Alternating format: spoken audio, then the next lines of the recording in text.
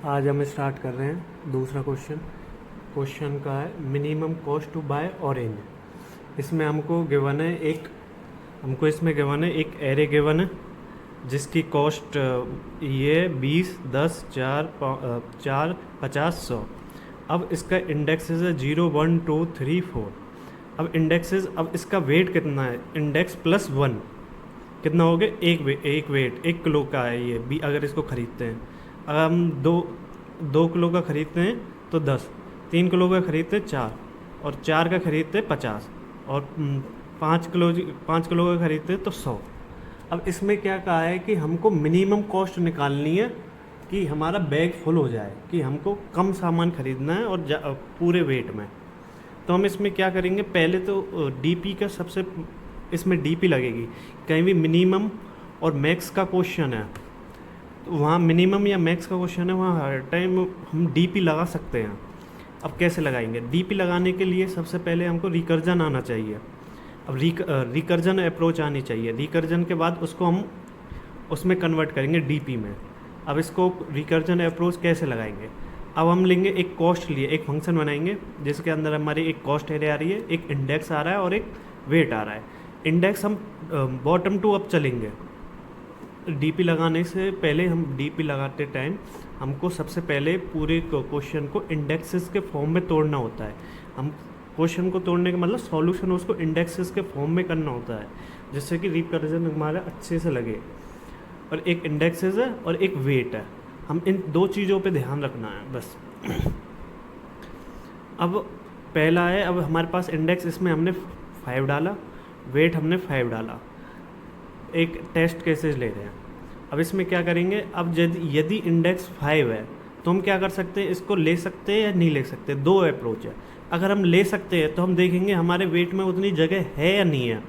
और दूसरी चीज़, अगर एरे ऑफ इंडेक्स इक्वल -1 है, -1 का मतलब है हम उसको ले नहीं सकते, वो अनेबल है इस टाइम पे।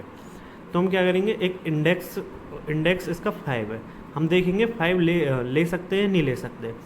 अब वेट हमारे पास 5 है तो हम इसको ले सकते हैं, तो ये 100 का हम ले सकते हैं। अब वेट कितना हो गया?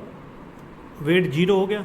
यदि 0 हो जाता है तो वो रिटर्न कर जाएगा वापस ही, मतलब 0 रिटर्न कर देगा। अब अगर हम नहीं ले अगर हम उसको नहीं ले, हमने कहा कि हम इसको नहीं ले रहे, हम अगले वाले पे जाएंगे, तो हम यहाँ का क्या कर देंगे, इंडेक्स -1 यहाँ हो जाएगा। अब ये अगला को ये कॉल करेगा कॉस्ट 4 और वेट उतना का उतना ही रहेगा। अब इसका फंक्शन कैसे बनेगा?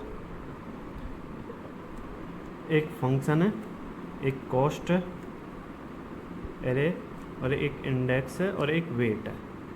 इसमें क्या करेंगे, इफ़ इंडेक्स 0 से छोटा आ जाए, मतलब इंडेक्स 0 से छोटा आ जाए, तो हम यहाँ क्या क्या रिटर्न कर देंगे, return integer dot max value. Max value इसलिए ले रहे हैं, जब वो मैक्स वैल्यू रिटर्न करेगा तो वो मैक्स को इंक्लूड ना करे।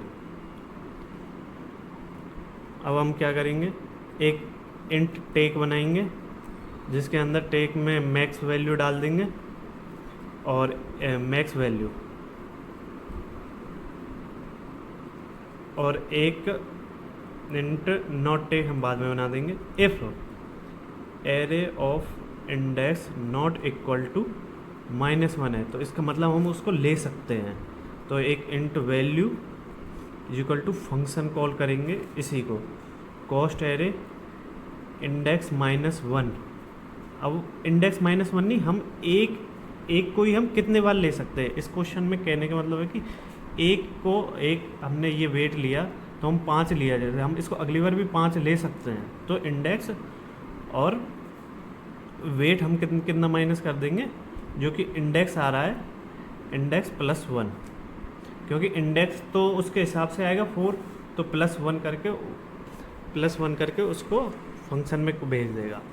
अब यदि if value is equal to max आती है, तो इसका मतलब है कि हमको टेक को क्या क्या कर देना है, 0 कर देना है कि वो आगे जा ही नहीं सकता। और उसके बाद हम अगर ऐसा नहीं होता है एल्स में, फिर वैल्यू में हम डाल देंगे और टेक में डाल देंगे वैल्यू। और अब इंट नॉट टेक, नॉट टेक में क्या करेंगे, फंक्शन करा देंगे कॉस्ट इंडेक्स -1 और वेट उतना का उतना ही। हम क्या कर देंगे, रिटर्न मिन ऑफ टेक और नॉट टेक, इन दोनों में से मिनिमम रिटर्न कर देंगे। अब एक और चीज़ ध्यान रखनी है हमको, इफ़ वेट इक्वल टू 0 हो जाता है तो ये क्या कर दे, रिटर्न कर दे, ठीक है, रिटर्न 0 कर दे कि अब इससे ज़्यादा हम वेट नहीं ले सकते। और यहाँ पे हमको क्या करना है, अब वेट यदि 0 से छोटा हो जाए, कि जैसे कि मानो उसने एक वेट बचा और उसने 4 वाला ले लिया, तो वो ले ही नहीं सकता, उस केस में ये क्या करेगा, मैक्स वैल्यू रिटर्न कर देगा, ठीक है। अब हम इसको डायनेमिक अप्रोच लगाएंगे, इसमें अब मैं बीच में वो लगा दूंगा स्क्रीनशॉट इसका पूरे का कोड का।